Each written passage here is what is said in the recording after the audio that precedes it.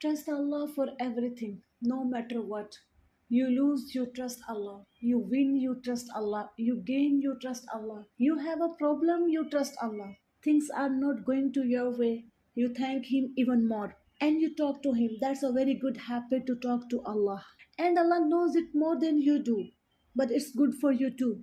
Like try to Him. Tell Him He knows. But He wants to hear it from you as well. It's like your dua. Allah already knows it, but you are making it. He knows it. Definitely, you rely on Allah and you trust Allah and you know that He has your back because you fulfill Salah 5 times a day.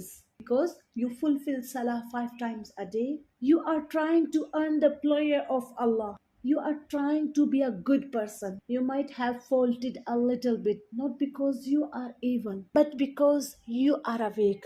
There is a big difference between the two. Trust Allah that He will protect you. He will look after you. He is the one who has your back. He looks after you. He takes care of you. He makes sure that you are okay.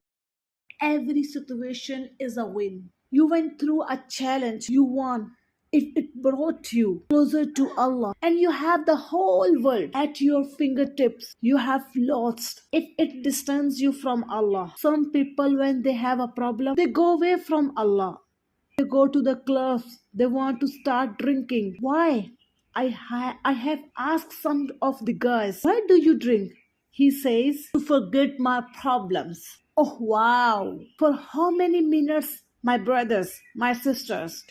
Don't ever touch intoxicated. You mess up your entire life. You don't know.